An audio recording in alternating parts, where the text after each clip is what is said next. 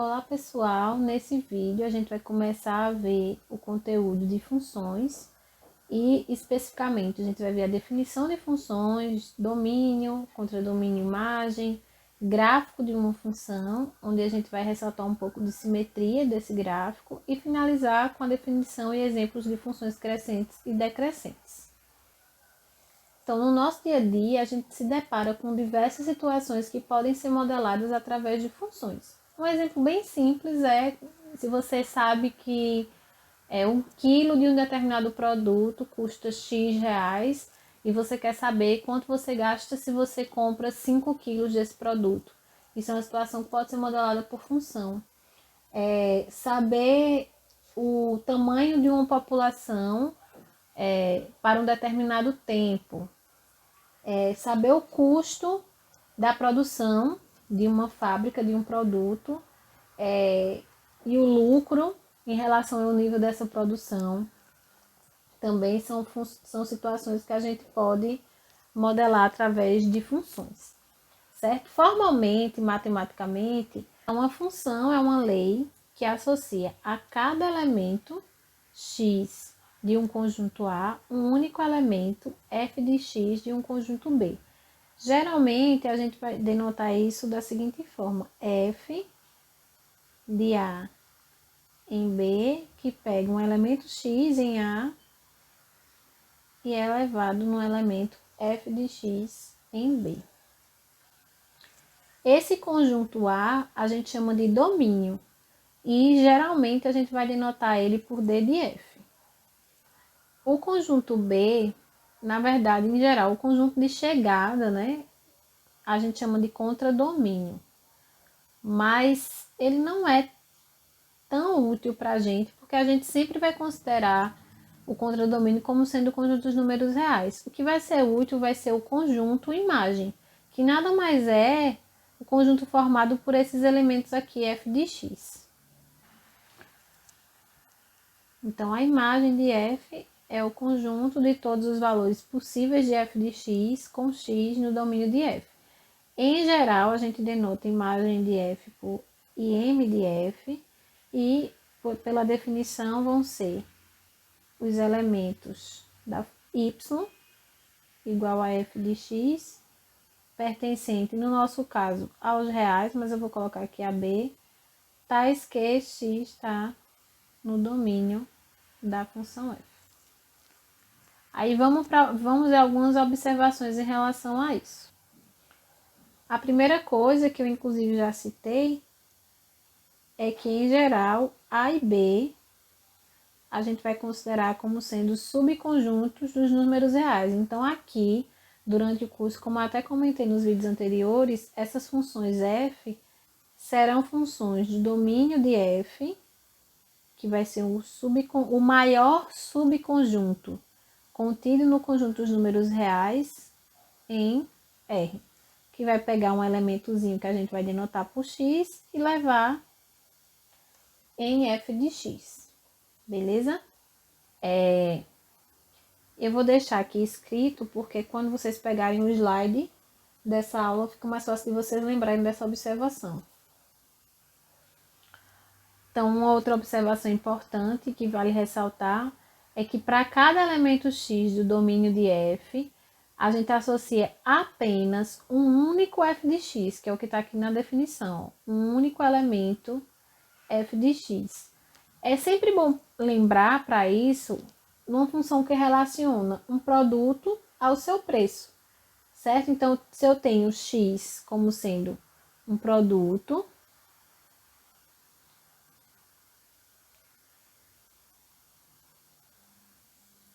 e f de x é o preço, eu sei que cada produto ele vai ter apenas um preço, né?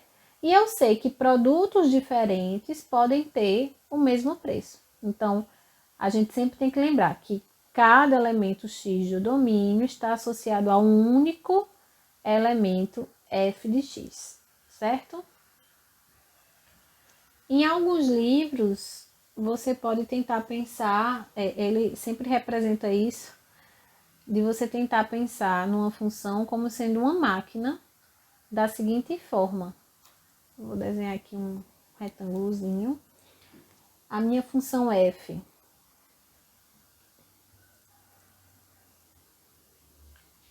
é uma máquina, então aqui vai entrar os valores de x e vai sair os valores f de x, tá?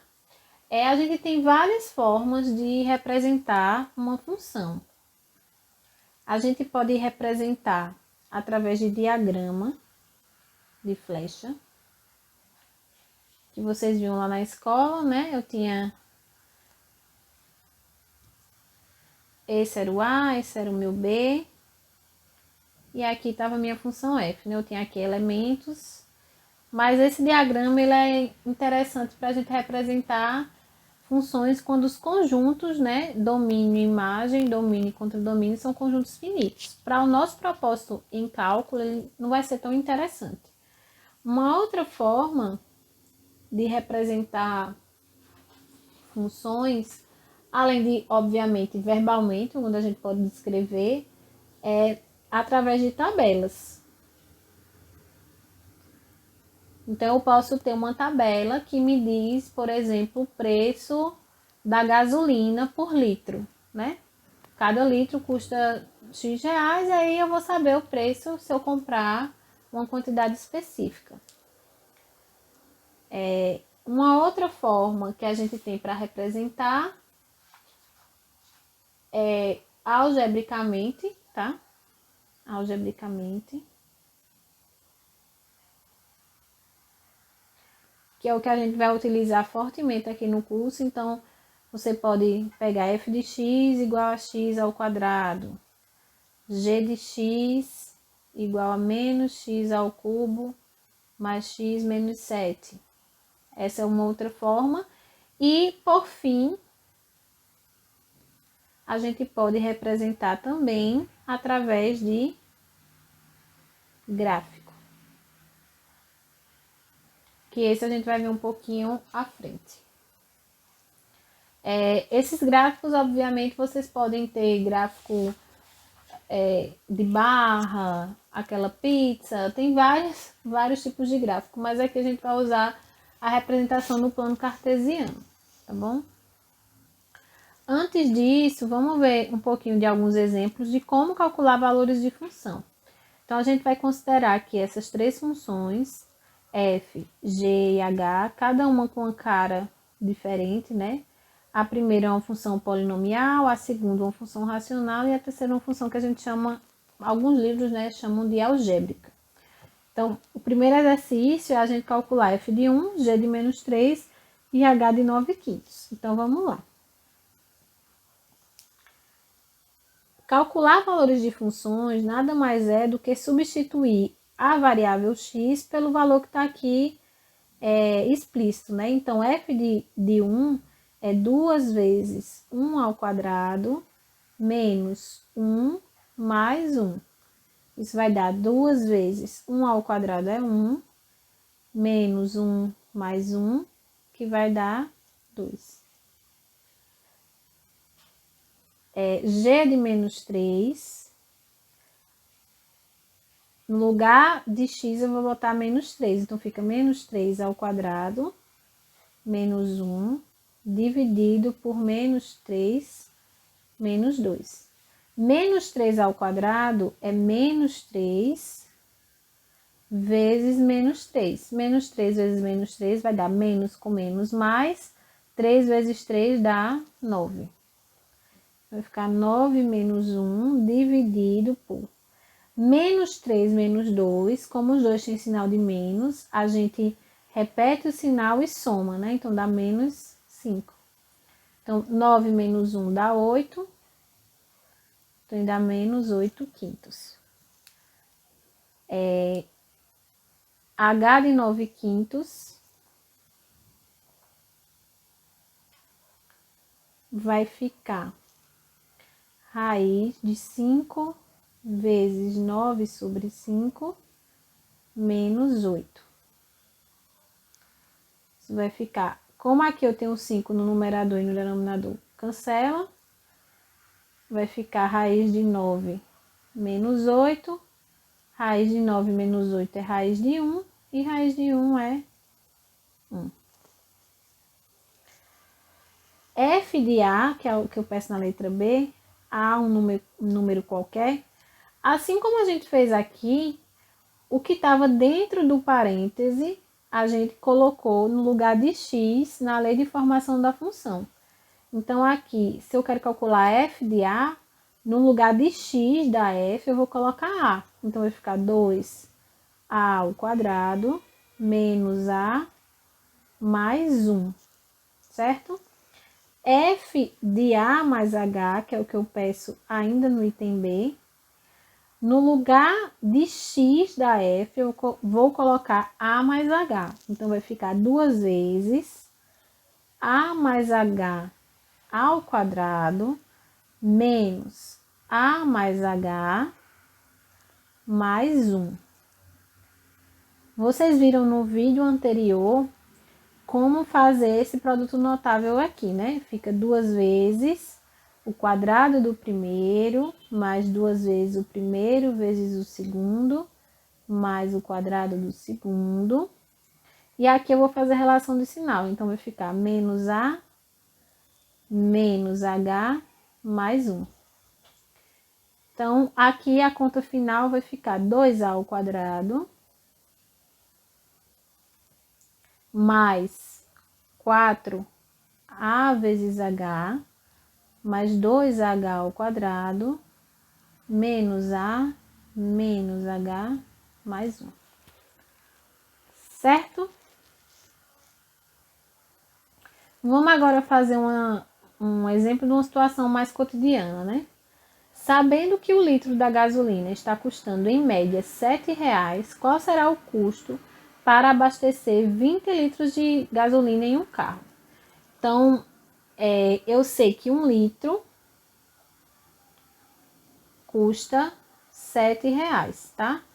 A função que representa esse custo por litro, se eu denoto x como sendo o litro, a quantidade litro, né? Então, eu sei que o custo de x vai ser 7 vezes x, tá? Se eu compro 1 litro, vai dar 7. Se eu compro 2, vai ser 7 vezes 2. Se eu compro 3, vai ser 7 vezes 3 e por aí vai. Como na questão eu quero saber 20 litros, então vai ser C de 20. Então, vai ser 7 vezes 20, que vai dar R$ 140. Então, diariamente a gente faz esse tipo de conta, né? A gente se depara com esse tipo de situação. Aqui a gente viu como calcular, né? Valores de função. Por que eu falei muito aqui desse conjunto domínio?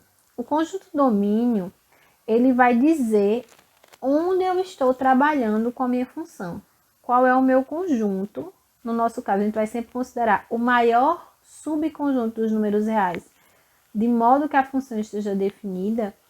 Então, a gente consegue compreender onde a gente consegue trabalhar com aquela função e quais são os problemas que aquela função pode ter. Então, por exemplo, quando a gente está trabalhando com essa situação aqui do preço da gasolina, esse litro aqui, né, do custo, esse x aqui, que é o litro, é um número que a gente sabe que é maior ou igual a 0. Então, o domínio dessa função aqui, pelo menos, é o intervalo de 0 a mais infinito. Obviamente, o tanque de um carro, ele não consegue comportar uma quantidade infinita de litros. Então, vai ter carro que vai, sei lá, até 45 litros. Vai ter carro que o tanque é um pouco menor, um pouco maior. Então, o domínio dessa função que calcula o custo que eu vou ter para abastecer o meu carro, ele é um domínio parecido com esse, né? Um intervalo fechado de 0 a 45, por exemplo, litros. E compreender os problemas, né? Compreender quando a gente pode, quando a gente não pode calcular valores de determinadas funções é o que vai nos motivar a calcular limites de função, que é o próximo assunto. Então, aqui no exemplo 3, eu quero que a gente determine os domínios da função do exemplo 1. Então, só como observação, novamente, o domínio D de F é o maior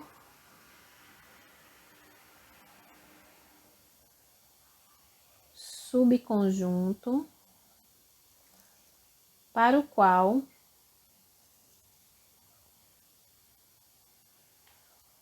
subconjunto dos números reais, tá? Então, subconjunto dos números reais para o qual a função f está definida. Então, a primeira função que a gente tem aqui é essa função f de x, uma função polinomial, né? Vamos voltar para lá.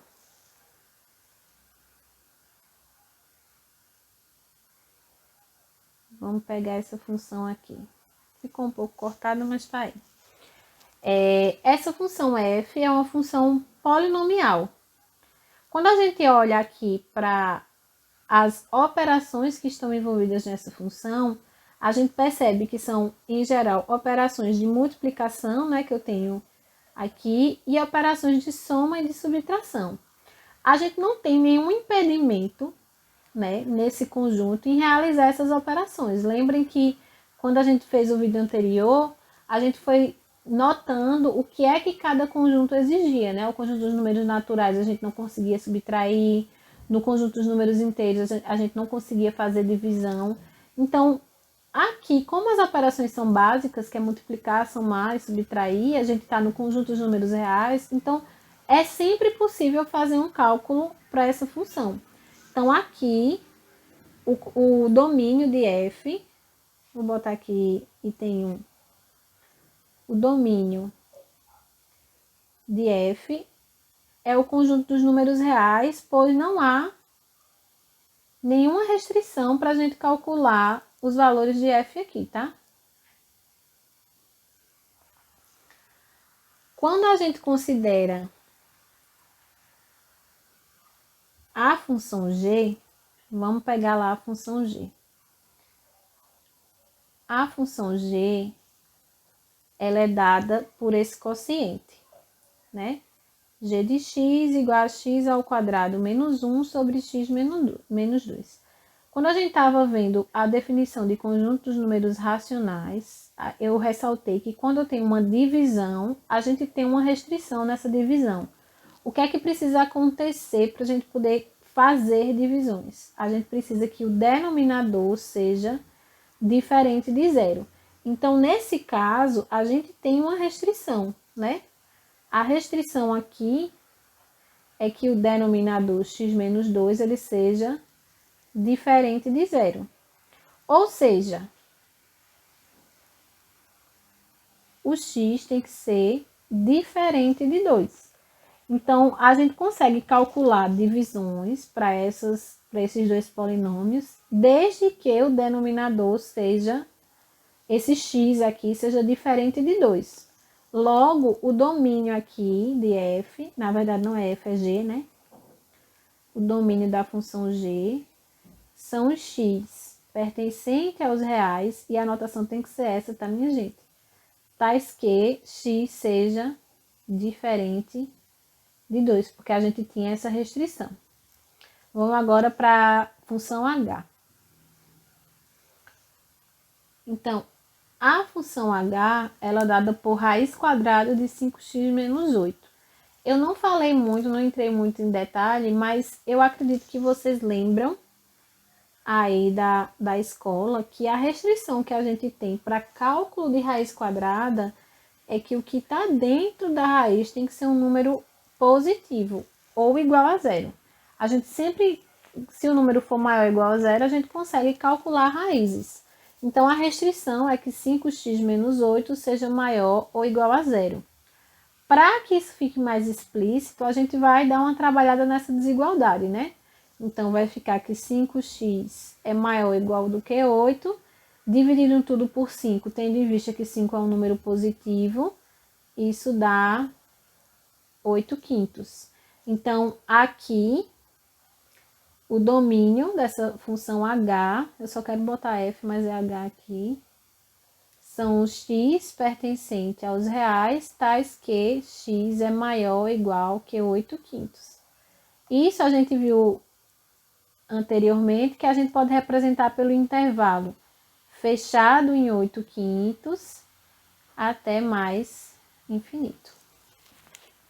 Certo? Então, se você está com funções definidas assim por expressões algebricamente, né? É assim que a gente vai analisar domínio. Vamos agora pegar um exemplo um pouquinho mais prático.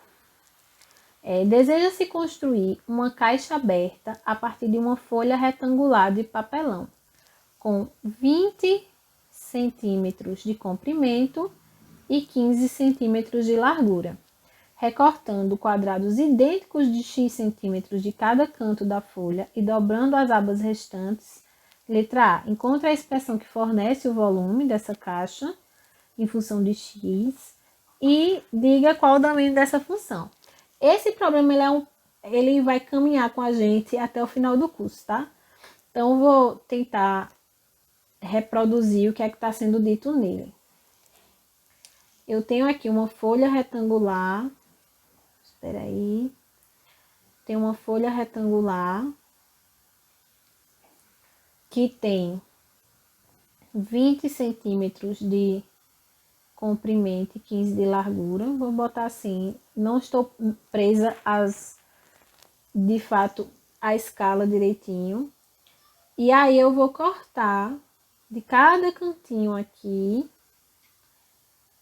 um quadradinho de lado x, tá? X, x, x e x. Com isso, quando eu cortar esse quadradinho e dobrar para cima os pedacinhos, eu vou ter uma caixinha sem tampa, tá? É uma coisa nesse formato. E aí eu quero, a letra A, é saber como é dado o volume dessa caixa. Eu não sei se vocês lembram lá da escola, mas se eu tenho, que a gente chamava de paralelepípedo, né? Se eu tenho um paralelepípedo com dimensões A, B e C, né? Comprimento, largura e altura, o volume é dado pelo produto dessas três medidas. Então, o que a gente precisa saber é qual medida vai ser em cada pedacinho. Se esse todo aqui, né, esse todo, vale 20 centímetros, quanto é que vai valer só esse pedacinho? Vai ficar 20 menos essa medida aqui de cima, que é x, e essa medida aqui de baixo, que também é x. Então, vai ficar 20 menos 2x. Mesma coisa vai ocorrer para esse comprimento aqui de baixo. O todo é 15. Mas quando eu tiro esse quadradinho que tem lado x, esse pedacinho aqui do meio vai ser 15 menos 2x. Então, é como se eu tivesse uma caixa assim, ó. Em vez de A, B e C, perdão aqui. Vou botar de outra cor. Em vez de A, B e C, vai ser 20 menos 2x. O B vai ser 15 menos 2x. E a altura vai ser dada por x. Consequentemente, o volume, que depende do lado desse quadrado que será retirado, vai ser dado por 20 menos 2x vezes 15 menos 2x vezes x. Essa conta aqui eu vou deixar para vocês fazerem, tá? Vocês desenvolverem. Na letra B, eu pergunto qual é o domínio dessa função encontrada na letra A. Então, para quais valores de x eu vou trabalhar? Ou seja, qual o comprimento que eu posso escolher aqui do lado desse quadradinho para eu retirar e mesmo assim eu conseguir construir uma caixa, né? Aqui a gente tem algumas restrições. A gente sabe que medida tem que ser sempre algo maior. Eu vou até ser menos rude, menos exigente. Medida tem que ser uma coisa maior ou igual a zero. Então, todos esses comprimentos aqui dessa caixa tem que ser maior ou igual a zero. Então, x tem que ser um número maior ou igual a zero. 20 menos 2x tem que ser um número maior ou igual a zero. E 15, eu vou fazer aqui um pouquinho mais para baixo, porque eu acho que para não ficar ruim de visualizar. E 15 menos 2x também tem que ser um número maior ou igual a zero. Isso vai implicar, depois que vocês fizerem as devidas operações aí, que essa segunda vai me dar que x tem que ser menor ou igual que 10, tá? E a terceira vai me dar que x tem que ser menor ou igual que 15 sobre 2. Aí vamos pensar aqui em intervalos, né? Eu vou olhar só essas duas exigências. Eu tenho aqui, vou pensar aqui em 10. Eu sei que, por um lado, o x é menor ou igual que 10. E sei também 15 sobre 2 é um número que é menor do que 10, né? Então, eu vou marcar aqui 15 sobre 2. Então, quando é que o número é ao mesmo tempo menor ou igual que 10 e menor ou igual que 15 sobre 2? A única situação aqui que ocorre simultaneamente é quando a gente está aqui, ó, antes do 15 sobre 2, né? Então, a interseção ocorre aqui. Consequentemente, o domínio, vou botar aqui em cima, o domínio dessa função volume é o intervalo de zero, porque a gente já tinha essa obrigatoriedade. Eu vou até botar aqui o zero, começa aqui, que fica melhor de vocês visualizarem. Era um número maior ou igual a zero, o x.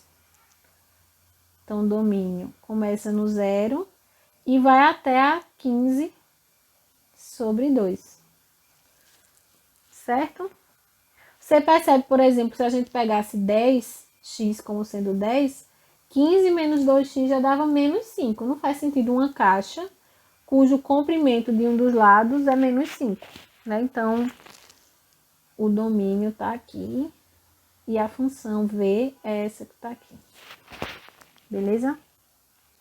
A gente pode se perguntar, que vai ser uma coisa lá para o final do curso,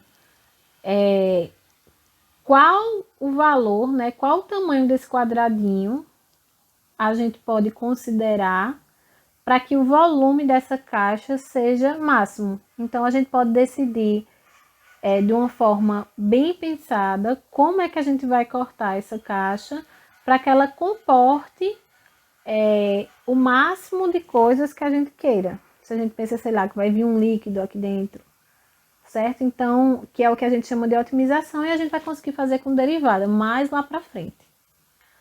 Como eu falei anteriormente, a gente tem algumas formas, né, de representar funções. Eu falei em algum momento aqui. E agora a gente vai dar uma trabalhada e lembrar de gráficos.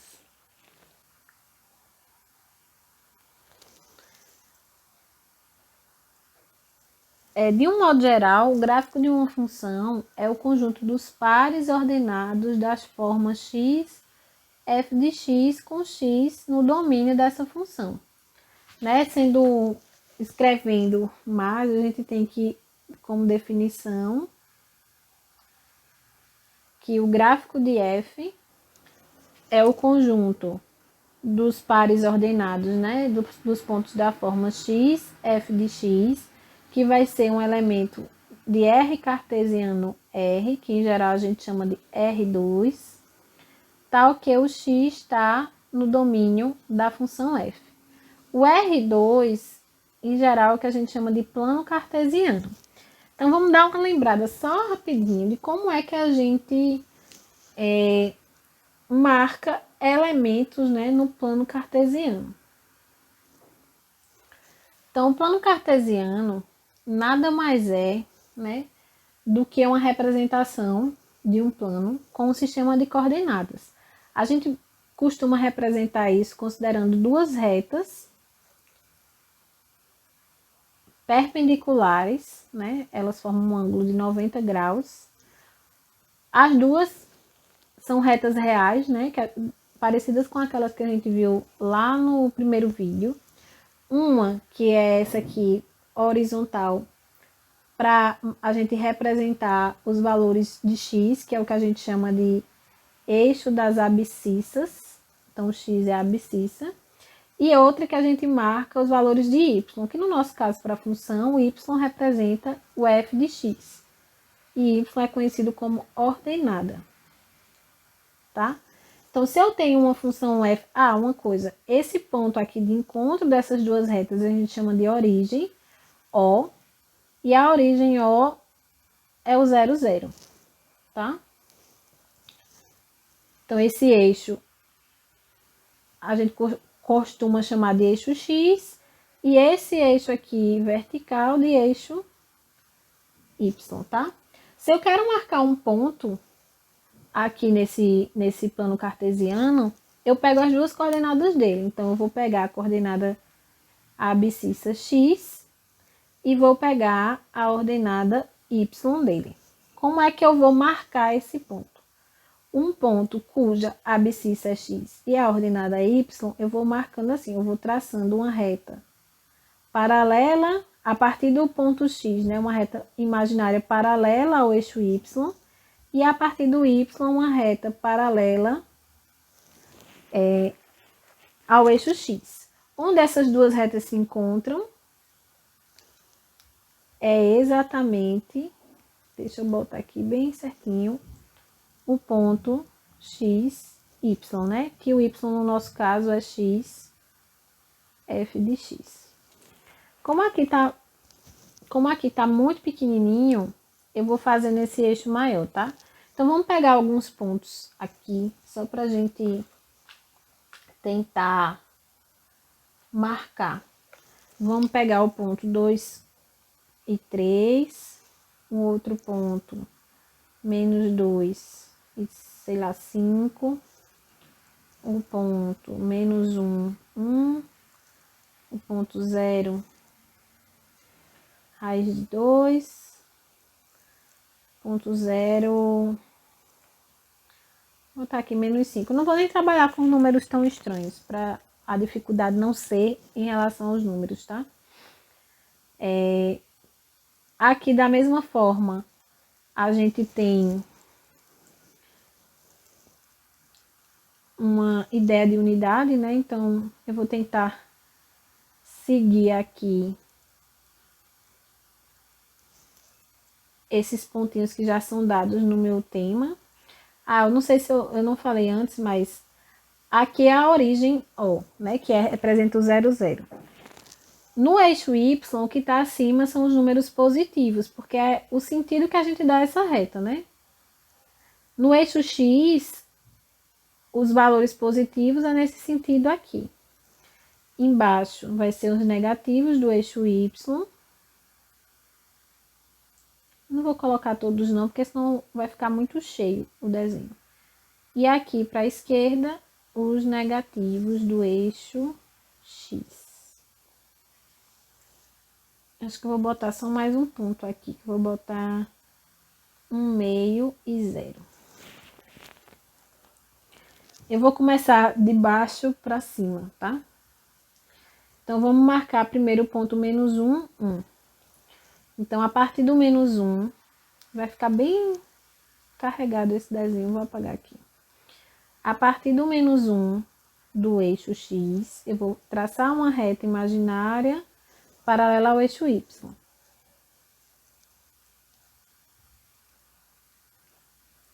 Estava melhor antes. Então, esse é o menos 1.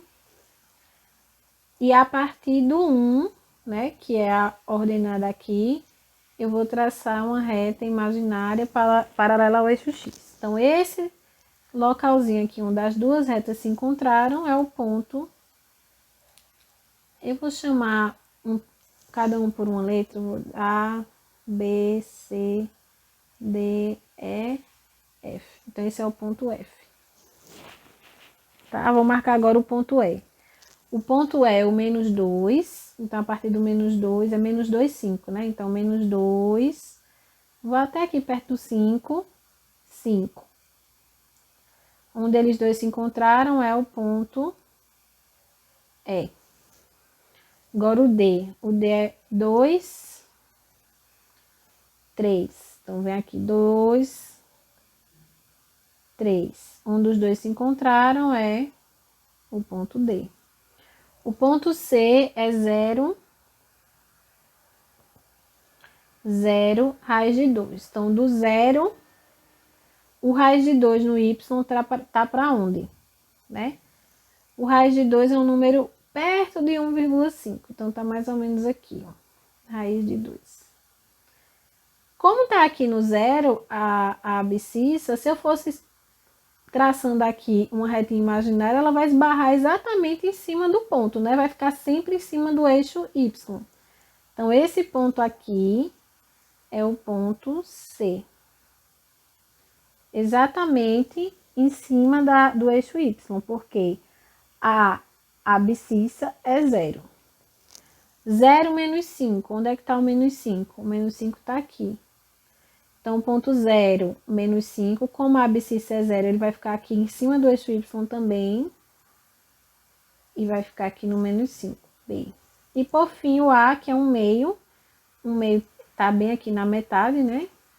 Do segmento 0,1, aqui tá um meio. Um meio, 0. Se a ordenada é 0, significa que eu não vou ter essa altura, né? Então, um meio, 0, é um ponto que tá aqui no eixo X. Então, vale de observação, ó. Quando a ordenada é 0, o ponto fica em cima do eixo X. Quando a abscissa, que é a coordenada do X, é 0, o ponto fica em cima do eixo Y. Então, eu vou deixar aqui de exercício para vocês tentarem marcar alguns pontos. Vou deixar de exercício para vocês. Então, tá aí, os pontos G, H, I e J. Vão ficar de exercício para vocês marcarem.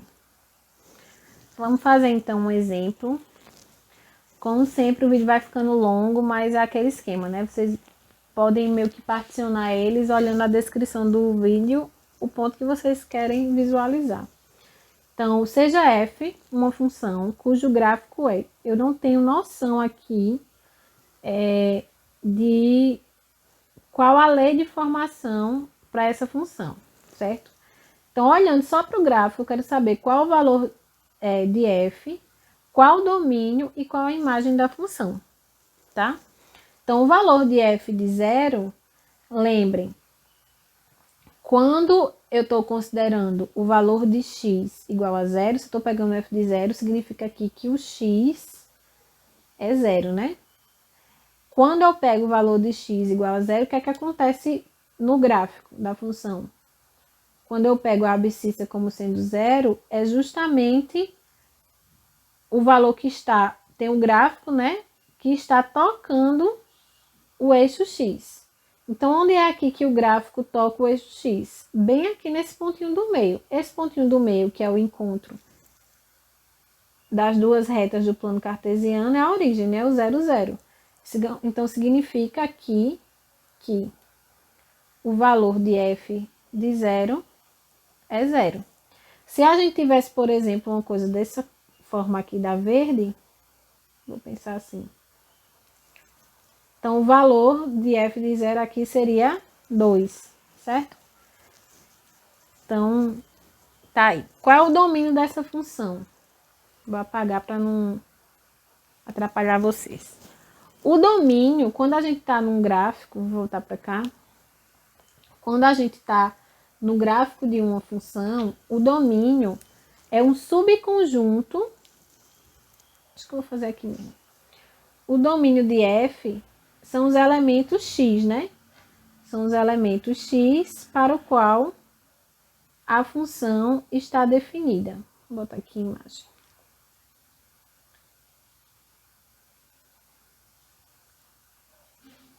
Certo?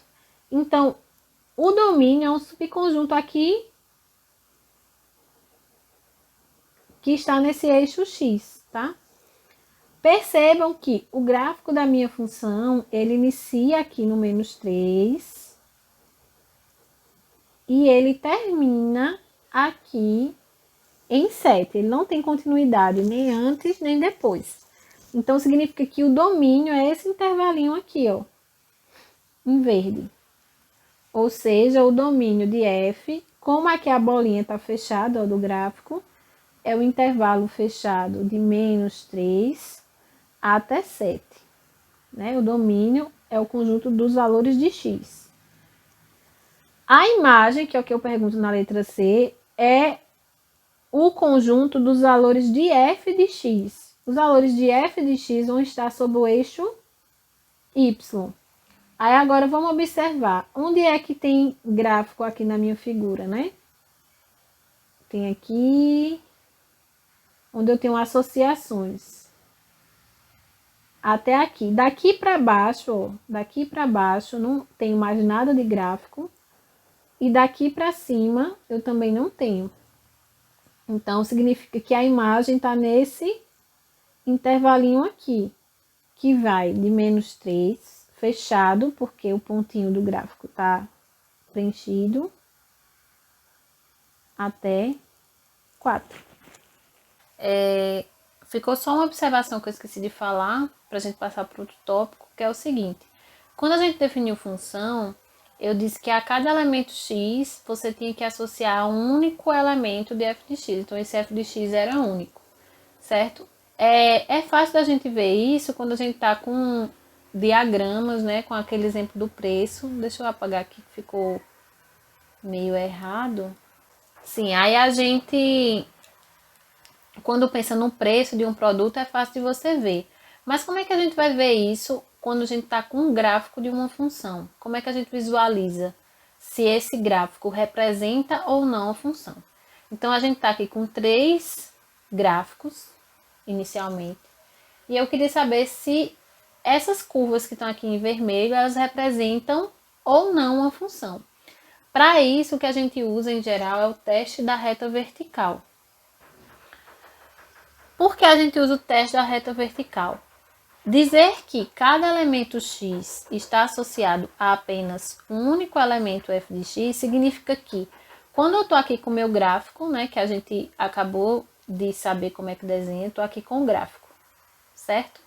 Estou aqui com o elemento x desse gráfico. Quando eu vou marcar, né, eu traço uma reta aqui paralela ao eixo x, e aqui eu tenho o valor de y, onde ela toca é o valor da minha função.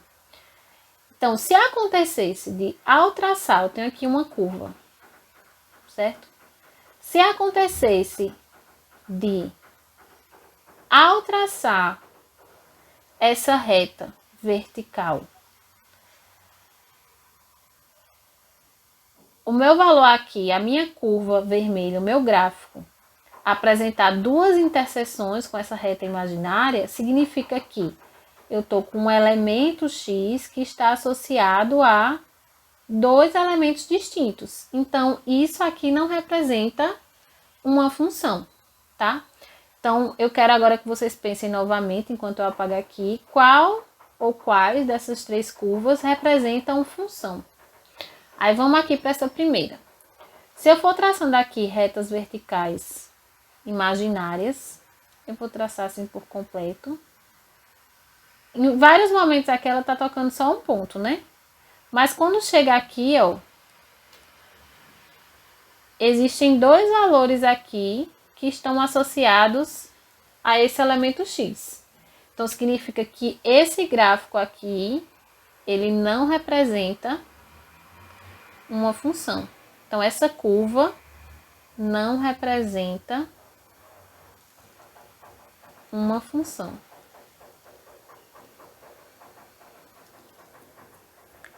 Se eu olhar aqui essa de baixo,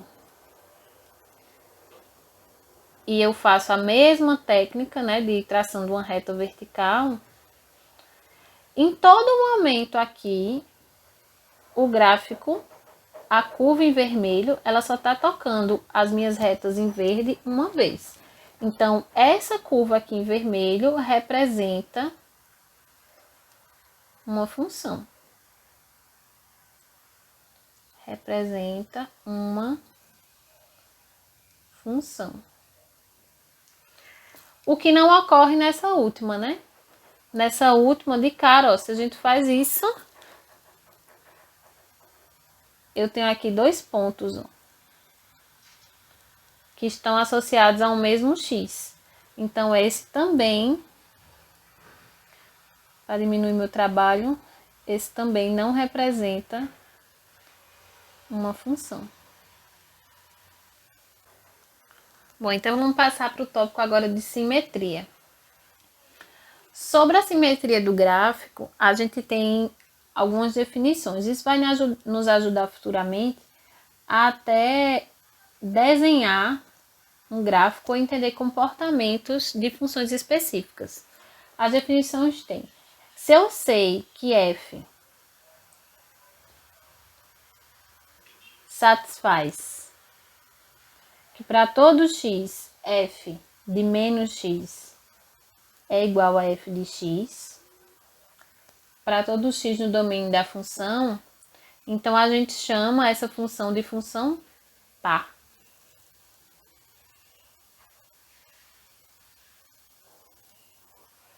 O bom aqui é que eu já comecei do segundo, né? Mas é o primeiro. E se f de menos x for menos f de x para todo x no domínio, então a gente vai chamar f de função ímpar.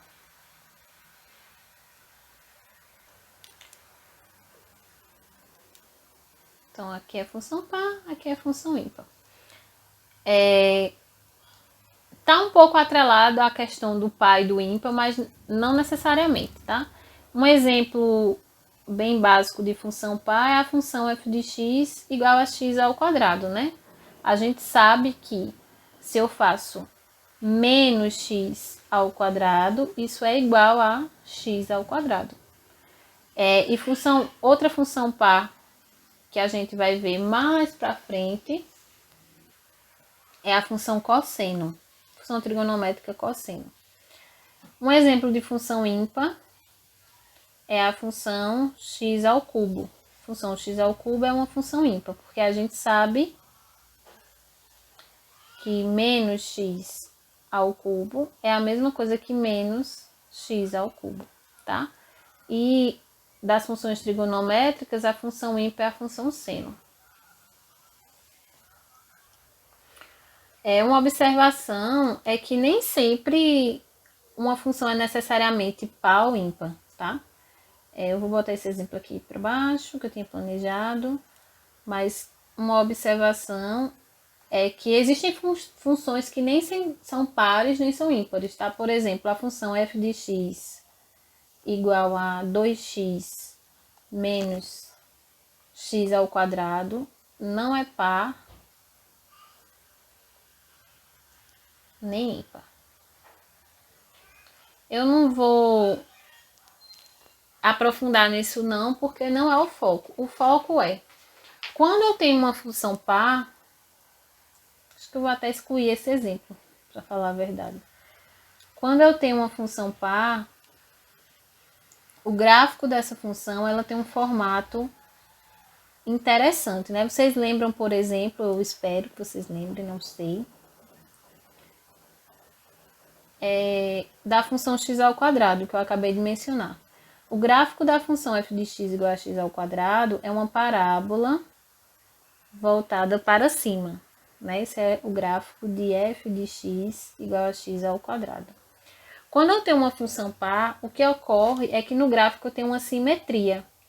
Então, o que está desse lado está espelhado aqui para esse outro. No meu desenho não está tão igualzinho, mas é para ser igualzinho, tá? Então, por exemplo, na função x ao quadrado, quando eu faço f de 1 dá 1, f de menos 1 também dá 1.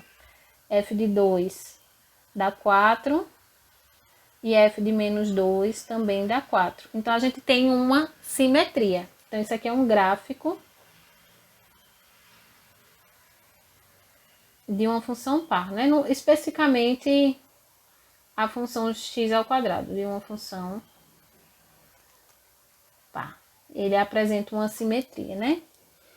Quando eu estou com uma função ímpar, aqui eu vou desenhar uma função geral. Depois vocês tentem lembrar como é o gráfico da função x ao cubo, por exemplo. Mas uma função em geral, quando eu estou com uma função ímpar, o que ocorre é que o gráfico, o eixo y, ele se comporta, não ficou tão perfeito não, como não vai ficar. Porque aqui é a mão livre, né? Se vocês verem na aula síncrona, eu posso fazer no computador, que aí vocês vão ver melhor. A ideia aqui é que esse eixo y, ele sirva como se fosse um espelho mesmo. O que vai estar aqui do lado direito do meu gráfico vai ser algo espelhado do que está aqui do meu lado esquerdo, tá? Então, esse é um gráfico de uma função ímpar. Ah, mas por que eu estou falando isso? Por que eu estou chamando a atenção para vocês nisso? Se eu estou com um problema que eu quero esboçar um gráfico e eu sei que minha função é par ou ímpar, basta que eu faça o esboço de um do lado do eixo, ou do lado direito ou do lado esquerdo. No caso da função par, eu desenho o resto do gráfico aqui igualzinho, idêntico, né? Com eixo de simetria aqui, o eixo y. No caso da função ímpar, eu faço um desenho espelhado aqui embaixo, né? O contrário.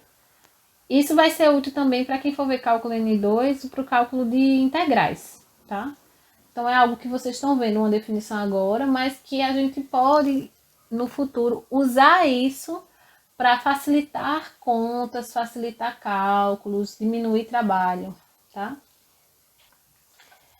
E uma outra coisa que a gente vai parar para ver um pouquinho mais para frente, que agora a gente finaliza o assunto dos vídeos, é o fato de uma função ser crescente ou decrescente.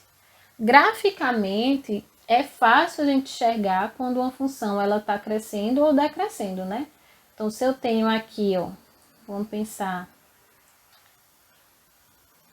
aqui meu plano cartesiano, aqui x, aqui y, e eu tenho uma função f cujo gráfico tem essa cara aqui. Vou fazer um gráfico assim, tá? Aqui, chamar de A. Esse ponto aqui é o meu f de A. Eu vou chamar de Azinho esse ponto, tá? Aqui, claramente é o 0, mas eu vou chamar de B. Nesse ponto aqui bem embaixo, eu vou chamar de C, é o ponto CF de C. E aqui em cima, que eu vou deixar, é o pontinho D. Percebam, ó, que do ponto A até o ponto B, a minha função, eu não vou nem definir aqui o que é, mas vocês vão tentar dizer se é crescente ou decrescente. Então, pensem aí, 2 segundos, o que é que vocês me responderiam? Aqui, de A até B, essa função está crescendo ou decrescendo? Ela está crescendo, então ela é crescente, né? De B até C, que é esse trechinho, a minha função, ó, ela está decrescendo, então ela é decrescente. De C até D, a minha função está novamente crescente. Então, quando a gente tiver da metade para o final do curso, a gente vai analisar, através de propriedades de derivada, quando uma função ela cresce ou decresce. Por que é importante a gente analisar esse tipo de coisa, né? Analisar quando a função cresce ou decresce. Para a gente analisar qualitativamente funções, a gente encontrar máximos, como é o caso aqui desse B, mínimo de função, saber a tendência daquela função, se ela tem uma tendência a crescer, uma tendência a diminuir. Então, quando você está fazendo, por exemplo, análise de lucro, análise de custo, é importante a gente saber quando é que essa curva tem uma tendência a crescer, uma tendência a diminuir, tá? Formalmente, né, a definição de função crescente ou decrescente, eu vou tentar ser direta aqui, a gente diz que uma função f, ela é crescente em um intervalo que eu vou denotar por i, se f de x1, se eu pegar dois elementos, x1 e x2, e eu sei que f de x1 é menor do que f de x2, sempre que o x1 for menor do que o x2. Então, se eu pego um elemento menor do que outro, o valor de f dele se mantém, né, nessa desigualdade.